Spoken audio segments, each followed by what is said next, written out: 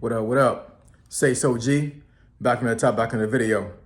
So the title of this video is gonna be, don't blow your first YouTube paycheck.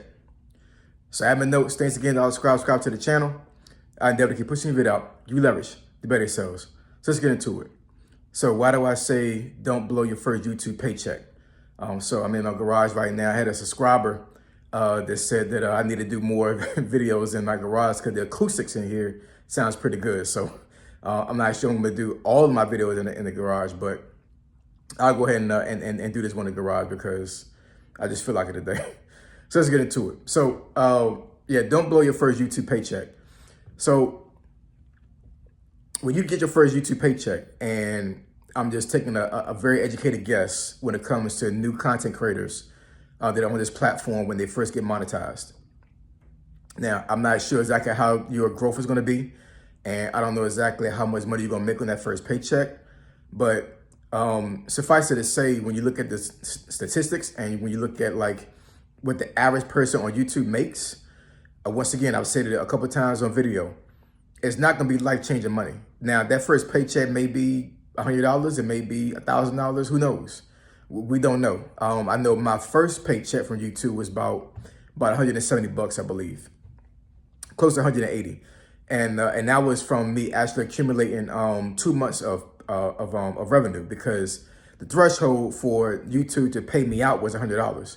And like I said before in another video, I'm not sure if you can lower that threshold, but the way YouTube works when it comes to monetization and when it comes to them paying you out, you can't make $5 a month on YouTube and they're gonna pay you. Like, the threshold doesn't go that low. You know what I'm saying? So if you only made $5 in the month of October, for example, YouTube's not gonna pay you. At least they're not gonna pay you until you accumulate enough money to reach that threshold. And I think the minimum threshold is $100.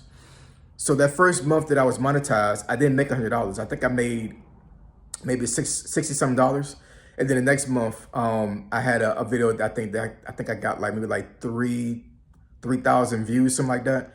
And I think that made, maybe like $30 some. So that pushed me over the threshold for to get paid out. That, not particular video, but that one video gave me enough leverage to where some of the other videos where I made, I don't know, maybe like $2 a day or something, I was inching up towards getting $100. So by the time I got to the very next month, I was at $173.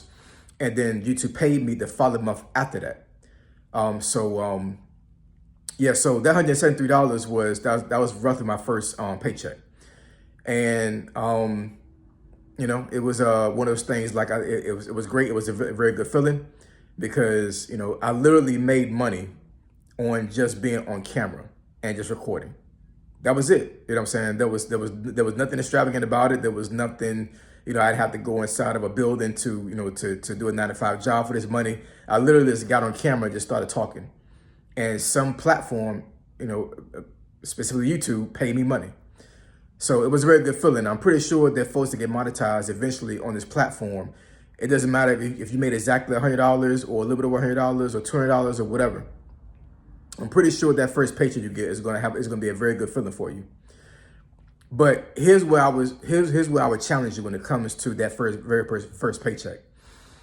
Because, and I'm not trying to tell anybody how to spend their money. You spend your money how you want to spend your money, right? And if you're in some type of debt right now, my suggestion would be definitely to start tackling debt, because debt is going to be a hindrance in your life. So if you want to use that money, that YouTube money, to pay off debt, then by all means do that. I'm not in serious consumer debt. I'm not in debt where my credit is crazy and I can't use credit to pay for things. My credit is pretty decent, right? So I didn't need to use that money to pay debt. I didn't need to use that money to pretty much do anything. It was just free money just came in my hand, right? So for the most part, I just used it for money to buy food in DC. That's really what I did. You know what I'm saying? Like, now, is that considered blowing money?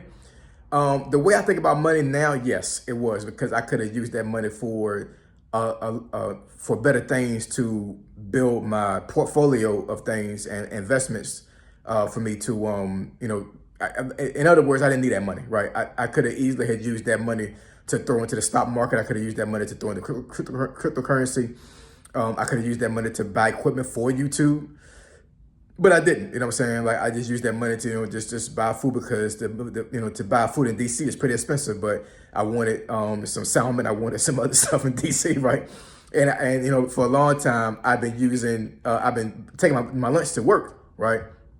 But you know what? It's been 2 years. I finally got my time. I'm gonna treat myself. I'm gonna go ahead and I'm gonna eat extravagant every time I go to lunch. You know what I'm saying?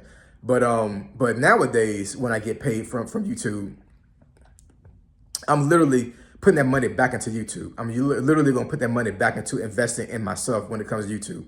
As far as equipment, possibly even paying somebody for coaching, paying somebody to do thumbnails for me. You know what I'm saying? Like when you really think about how business owners think and how they work, most business owners, regardless whether they're a small business owner or they actually have built something big or huge, I would say the first couple of months, maybe even the first couple of years, they didn't take a salary from their business. They literally used that money that they made to put back into the business to grow the business. And a lot of these business owners, they had 9-to-5 jobs, right? So they were doing their business as a side hustle, right? But they didn't use that money to buy the new shoes, to buy clothes, to buy something that's not going to be an investment for themselves. They used that money to pour it back into their business and to grow their business. You know what I'm saying? Now on the back end of things, they're able to use that money to still invest, but they're still able to use the money that they're getting from their business to do other things in life, right? And if the YouTube money you're gonna get when you first get that first paycheck is not life-changing money, I would suggest you don't blow it. Now, like I said, I'm not trying to tell anybody how to spend their money. I'm just saying, like, this is money that you didn't work for. You know what I'm saying? I mean, you worked for it as far as like being on camera and actually talking to people. But this wasn't hard labor, right? This wasn't something that you like broke your back to get this money for. And this is bonus money, right? This is money that, that normally would not come into your hands, right? So you got to think about this, like, what would you do if you didn't have this money? You still have a job, right? Or you still have a business or some other way of getting money. So if this is money that's not life-changing and this is money that you don't necessarily need to survive off of, then why blow it? Put it into something that's going to give you a return. And like I said, what I would suggest for you to do is if you want to grow your channel and you want to get more followers, more subscribers, you want to build this brand that you have on YouTube, if you even want to have a brand on YouTube, then don't even spend the money at all. Actually put it back into YouTube. Or you can take that money and put it into investments or something that's going to give you a return. A lot of times we get money that comes to our hands that we're not expecting. We immediately blow it. We immediately start spending this money, and it's like it gets you into a mindset where like I'm getting more money, so now I need to spend more. And that's not how you hold money. That's not how you build wealth. I'm telling you, y'all, this is 2024 right now, going into 2025. And I'm telling you, over the next 10 years, this is my personal belief. I really believe that the middle class is going away. I really believe that it's going to be the rich and it's going to be the poor. I'm telling you, that's just my personal belief. The economy and the way things are working right now, when it comes to all these corporate entities and millionaires being established every single day.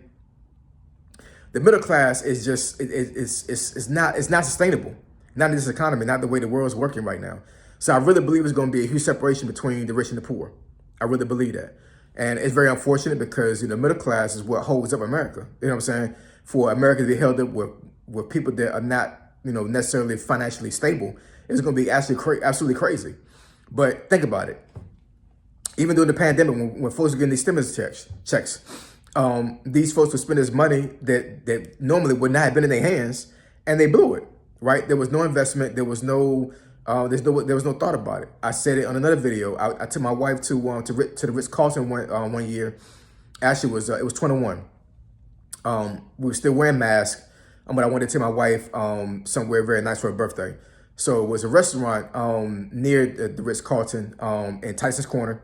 And that particular hotel is connected to a mall that has a lot of high-end stores like Gucci, Prada, Louis Vuitton, all these other things. And these folks was standing outside the door, like in the middle of the day.